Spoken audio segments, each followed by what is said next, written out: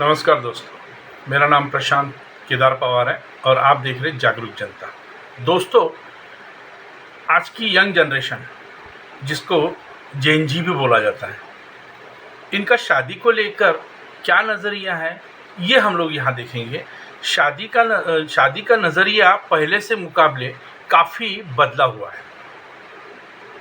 यह बदलाव सिर्फ सोच में नहीं है, प्रैक्टिकल लाइफ में भी हम लोग देखते हैं। उनका जो लाइफस्टाइल है और वो लोग जिन चीज़ों को प्रायोरिटीज़ देते हैं, वो सच सच में समझने लायक चीज़ें हैं। अगर हम ये देखेंगे कि नई सोच है, तो उनके जो विचार हैं वो नए ज़माने के साथ चल रहे हैं। तो आइए हम दोस्तों आज की इस जनरेशन जेन जी को समझने की कोशिश करते हैं इस वीडियो द्वारा। दोस्तों, पुरानी पीढ़ी और नई पीढ़ी में काफ़ी बदलाव नज़र आता है। ये जो बदलाव होता है, ये बदलाव सिर्फ विचारों का ही नहीं होता, रहन सहन, उनका लाइफस्टाइल, जीने का ढंग जो है, जिसको हम जनरेशन गैप बोलते हैं। पुरानी पीढ़ी और नए पीढ़ी के जनरेशन गैप में हम लोग ये देखते हैं कि अभी करंट में जो पीढ़ी चल रही है, इसको स्पीड बहुत है। इनका जो स्पीड है बहुत ज़्यादा है। आज के तारीख में हम लोग टेक्नोलॉजी के साथ जी रहे हैं, रोबोट्स के साथ जी रहे हैं, और हमारा सोशल मीडिया एक लाइफ का एक अंग बन चुका है, एक पार्ट बन चुका है, जिसके बिना इन जनरेशन का कुछ हो ही नहीं सकता। इसका मतलब ये नहीं कि इनके पास गोल नहीं है, इनका कुछ अचीवमेंट नहीं है। ये काफ़ी स्मार्ट जनरेशन है। और ये जनरेशन का शादी के बारे में क्या ख्याल है, हम लोग ये जब देखते हैं तो उनके विचार हमको जानना और उनके बारे में वो क्या सोचते हैं शादी के बारे में, ये हम लोग यहाँ पे एक स्टेप बाय स्टेप देखेंगे। इनके लिए शादी ज़रूरी है, पर जल्दी नहीं। देखिए, इनका कंपटीशन के लाइफ में जी रहे, मतलब ज़माने में ये लोग जी रहे हैं। पहले शादी एक सोशल ऑब्लिगेशन होता था, मतलब यह वक्त पर निभाने वाला फ़र्ज होता था। बट अभी ये लोग यंग जनरेशन की जो पसंद है, चॉइस है, वो मानते हैं कि उनका मानना है कि जब तक कि हम लोग सेटल ना हो जाए और सही इंसान ना मिल जाए, तब तक हम लोग शादी के लिए वेट कर सकते हैं। मतलब करियर और इंडिपेंडेंस को ये लोग पहला प्रेफरेंस देते हैं। देखिए, कंपटीशन का ज़माना है। एक हम लोग जैसा देख रहे हैं कि भैया रोज़गार में भी, बिज़नेस में भी, हर जगह पे कंपटीशन लगा हुआ है।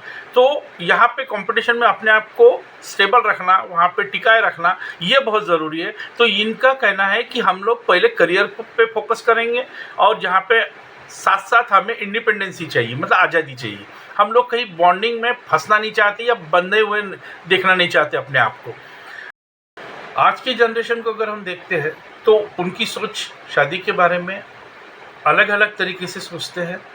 इनका कहना है कि हम फैमिली बैकग्राउंड देख के शादी नहीं करेंगे, तो हमारा जो लाइफ पार्टनर होगा उसके विचार, उसका जो लाइफस्टाइल है, वो हमारे साथ मैच होना चाहिए। दोनों का मेंटल हेल्थ और जो वेल्थ का भी जो गोल होगा वो भी सेम होना चाहिए। मतलब दोनों भी आज इनकम के बहाने तो बाहर निकल ही रहे हैं, साथ में दोनों मिलके अगर कमा रहे हैं, तो वो लोग मद्देनज़र रखते हैं, ध्यान में रखते हैं कि इनका मेंटल हेल्थ और वेल्थ का गोल दोनों मैच होना चाहिए। इकोनॉमिकली अगर हम लोग देखते तो पहले पुराने ज़माने में पति काम पे जाता था, पत्नी घर में रहती थी, घर संभालती थी।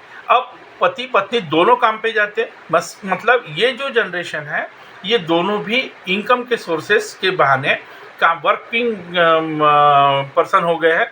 तो यहाँ पे दोनों का जो घर चलाने का भी तरीका है, दोनों भी कंबाइंड में घर चलाना चाहते हैं। दोनों मिलके किचन में काम करना चाहते हैं, दोनों मिलके फील्ड पे काम करना चाहते हैं, और दोनों के विचार एक साथ मिलते हैं, तभी ये लोग कुछ आगे की सोच सकते हैं। तो ये सब विचारों में हम लोग ये देखते हैं कि ये जो जेन जी जनरेशन है, ये पार्टनरशिप में बिलीव करते हैं। मतलब इनको लाइफ पार्टनर जो चाहिए वो विचारों से और बाकी पूरी लाइफ में अपना पार्टनर बनाने के लिए उनके दोनों के विचार सेम होने चाहिए, उनकी इनकम नियर अबाउट आसपास आनी चाहिए, और उनकी जो आदतें हैं, हैबिट्स है, वो भी सेम होनी चाहिए। तो ये अपना लाइफ पार्टनर चूज़ करने में वक्त ज़रूर लगाते हैं, लेकिन सही भी चुनते हैं। शादी के खर्चे पर भी उनका सवाल है।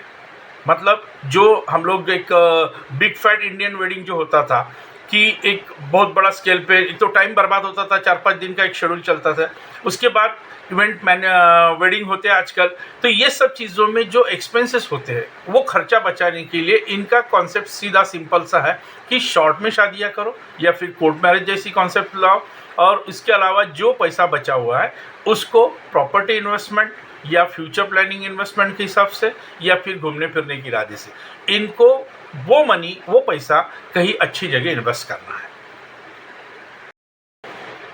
जेन जी का सबसे बड़ा एक वीक पॉइंट बोलो या प्लस पॉइंट बोलो, ये कमिटमेंट फोबिया है इनमें। कमिटमेंट फोबिया मीन्स वो ऐसे कोई भी बंधन में, वो दोस्ती का बंधन रहे या फिर शादी का बंधन रहे, इसमें वो कोई कमिटमेंट देकर फंसना नहीं चाहते, क्योंकि सोशल मीडिया द्वारा एक प्लेटफॉर्म पे लड़के लड़कियां जब मिलते हैं आपस में, तो इनको एक डर भी लगा रहता है कि मुझसे बेटर उसको कुछ कोई मिल सकता है या मुझे भी कोई और मिल सकती है। तो ये सोशल मीडिया का जो इफ़ेक्ट है ये इनकी कॉन्फिडेंस पे भी आया हुआ है। तो ये कोई भी कमिटमेंट के लिए रेडी नहीं है। अगर वो कमिटमेंट देते तो उसको निभाते भी हैं।